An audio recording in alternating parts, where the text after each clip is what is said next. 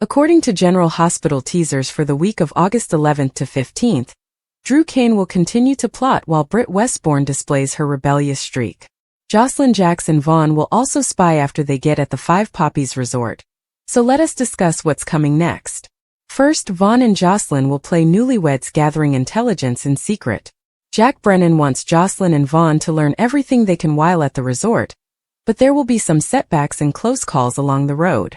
Of course, Vaughn and Jocelyn's love for one another may become more complicated than they expected throughout their assignment. Posing as newlyweds could blur the borders and lead to them really getting into bed together. Britt will demonstrate her rebellious side when she defies the orders she has been given. Britt is weary of being cooped up, so it appears she will go out and potentially cause some drama for herself.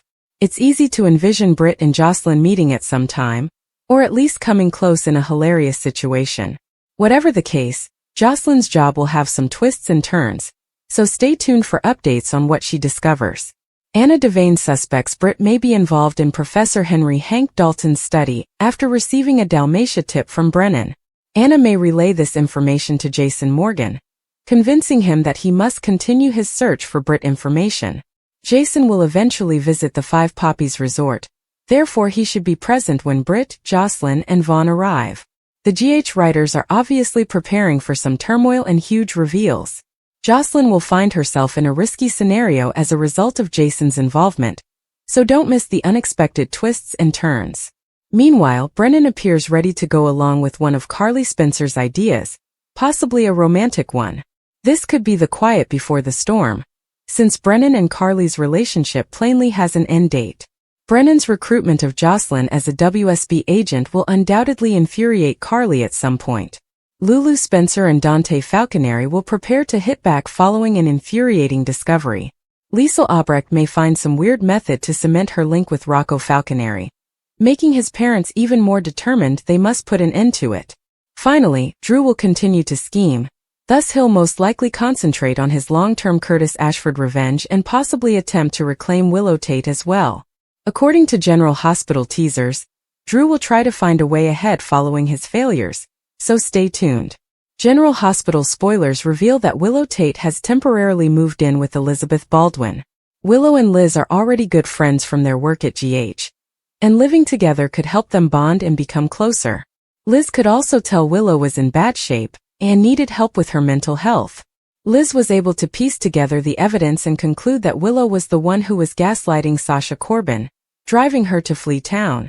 Elizabeth Baldwin learns that Sasha Corbin was gaslight. Port Charles is a tiny town, and Liz learns, most likely via Dr. Lucas Jones, that there were reasons why Sasha left so abruptly. He may inform her that someone was gaslighting baby Daisy. Liz would be startled and appalled to learn that someone was targeting Sasha through her baby. Initially, she would wonder who it would be. Elizabeth Baldwin notices Willow Tate is mentally unbalanced while living with Willow. Liz would not only be cohabiting, but also working with her. Liz may get concerned about Willow's behavior as she spends so much time with her. She was already worried about her when she and Rick Lansing discovered her inconsolable at Carly Spencer's house. She noticed Willow's mood swings and how she acts differently from day to day.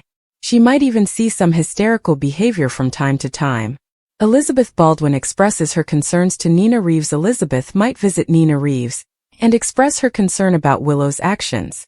Nina would be beside herself, saying that she thought Willow would be better away from Drew Kane, and that she might have to do something. Nina could give her a cryptic hint, and Liz would wonder what she meant. Nina would shrug and advise her not to worry about it. Liz would wonder what Willow could have done that was so terrible. Liz began to suspect Willow of gaslighting Sasha and forcing her to leave Port Charles with Daisy. She understands that this individual must be able to navigate the Courtemain mansion, as well as avoid the surveillance cameras. She would discover Willow was the one who did it, which was what Nina was anxious about. What do you think? What are your thoughts? Do you believe that living with Willow will help Liz see the truth? Will Liz realize Willow is gaslighting Sasha? What will Liz do once she finds out the truth? Keep watching General Hospital, which airs on ABC weekdays, to find out what happens next. Drew's intentions were genuine at first, but his goal to help Willow quickly became a dangerous obsession.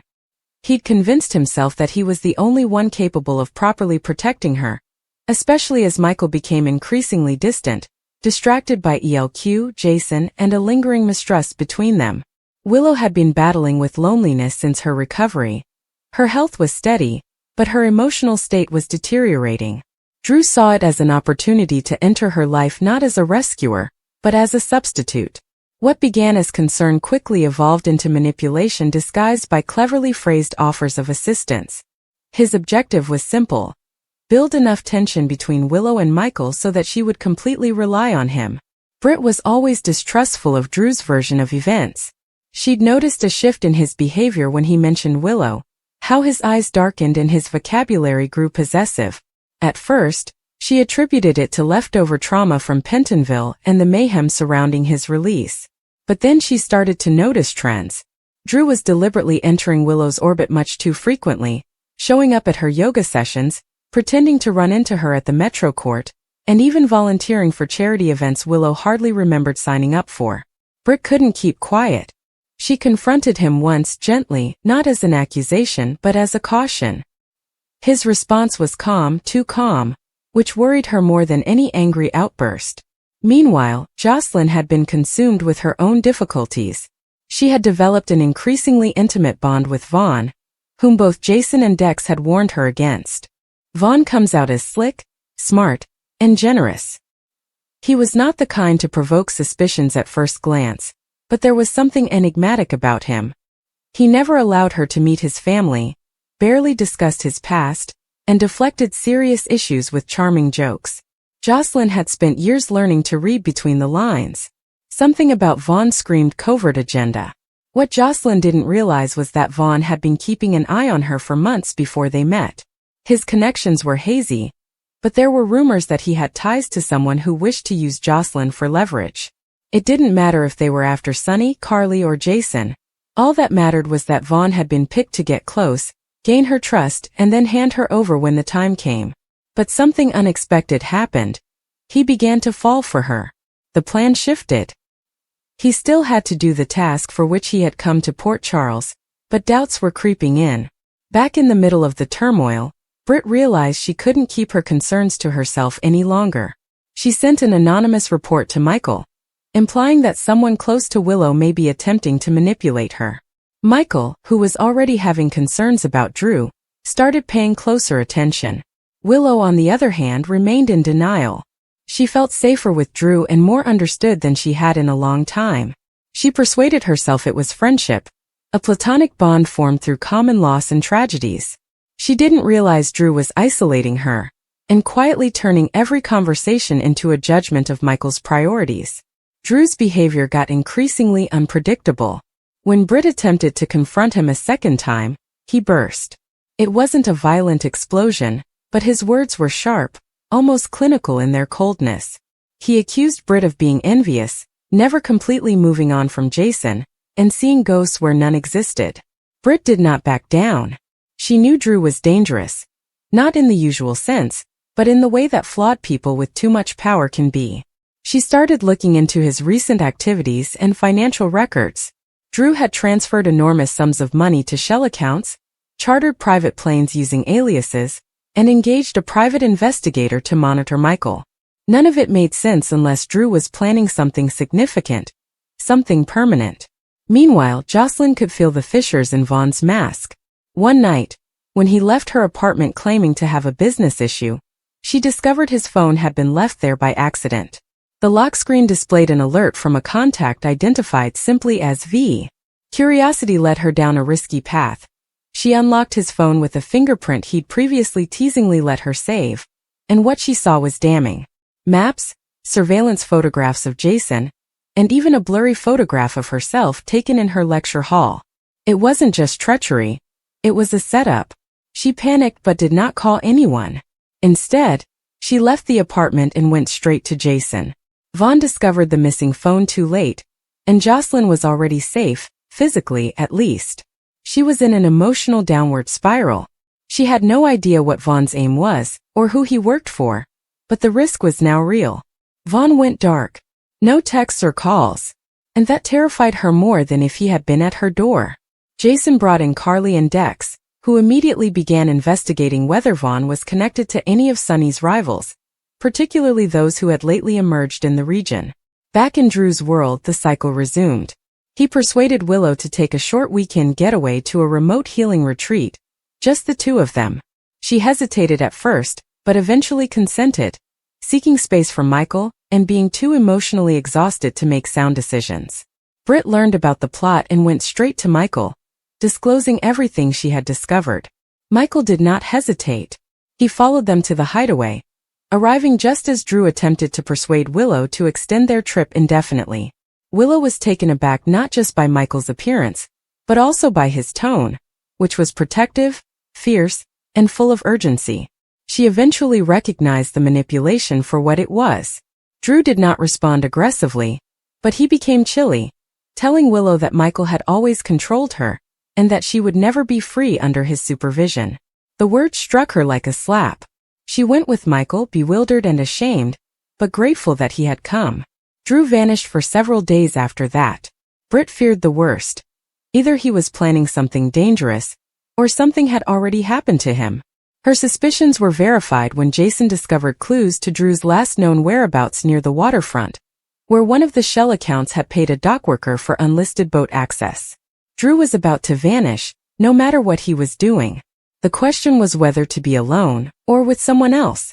Jocelyn was still hurting from Vaughn's treachery, when she discovered a mysterious note tucked under her door. No return address and no signature.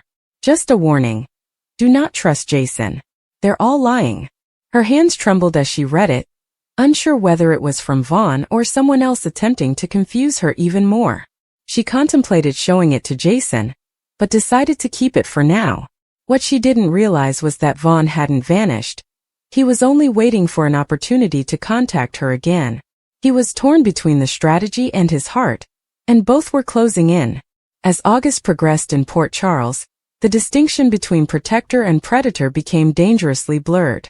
Drew's dissolving mind made him unpredictable, and BRITT's intent on exposing him simply added to her list of targets. Vaughn's shadow hung over Jocelyn's every move, as Michael fought to reconnect with Willow while protecting his family from a guy he once regarded as a brother. Trust has become a scarce resource in Port Charles. Everyone was wearing masks, some out of fear, some out of need.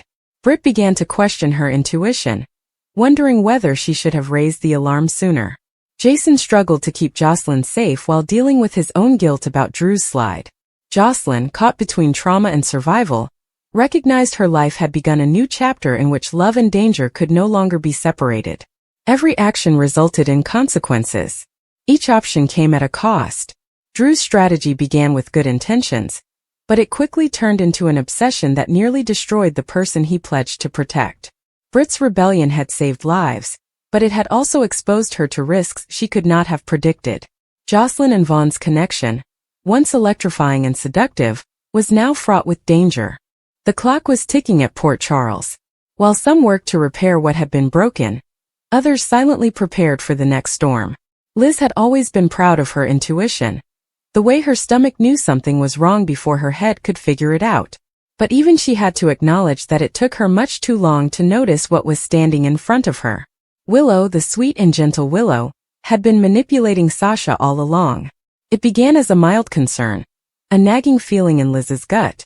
She initially attributed it to stress, too many long shifts at the hospital, too much strain at home, and too much going on in Port Charles.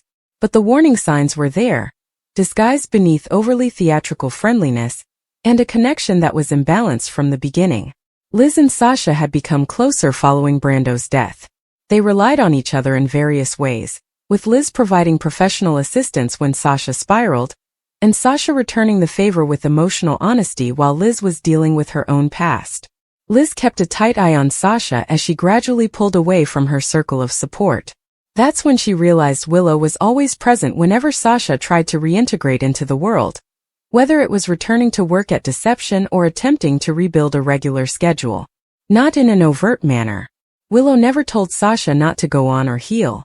Instead, she disguised her ideas and concern, continually reminding Sasha of her vulnerability, her previous breakdowns, and her proclivity to act too fast. At first, it sounded like a friend watching out for another. Liz had stated similar things when Sasha first came back from treatment. Willow then began to make herself indispensable, organizing Sasha's routine, administering her meds, and even liaising with doctors Sasha had no memory of picking.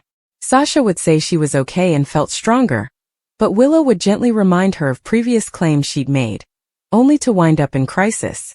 It was modest yet effective.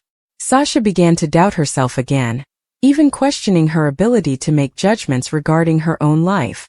Liz began paying closer attention. She noticed how Willow spoke to Sasha when others weren't paying attention. Always gentle, but with a thread of skepticism running through each remark. "Are you certain that's a good idea, Sasha? I'm just concerned you're pushing yourself too hard again. Remember what happened the last time you attempted to take on too much."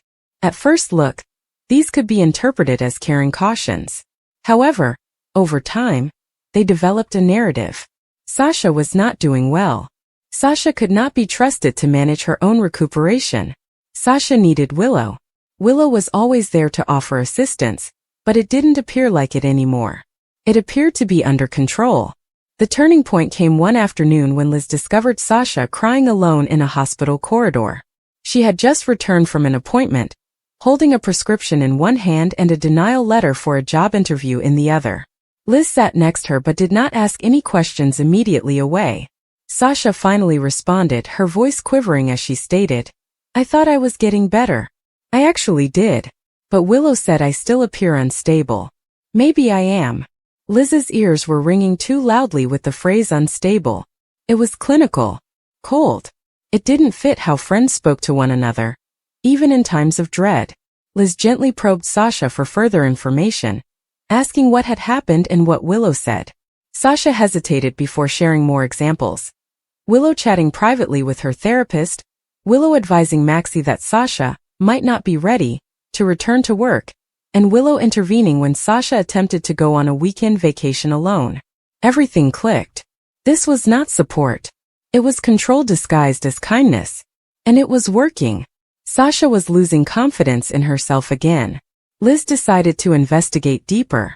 She approached Willow under the premise of checking in on Sasha's care. And Willow was initially warm and grateful. When Liz gently questioned the extent of Willow's engagement, she became defensive. She denied ever overstepping. "I just care," she stated. "Sasha is not ready to be on her own. She claims to be, but you've seen how rapidly she spirals. I'm only trying to avoid another disaster." Liz wasn't convinced. Her instincts had rarely let her down, and this time they were screaming. She began to carefully verify Sasha's accusations, confirming that her therapist had definitely received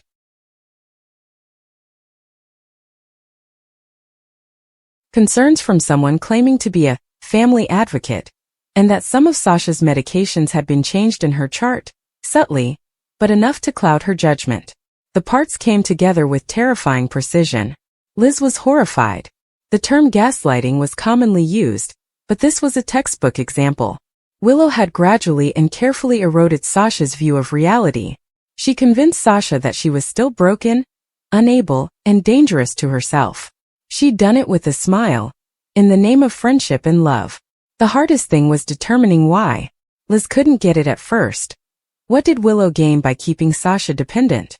But the response when it arrived was all too human.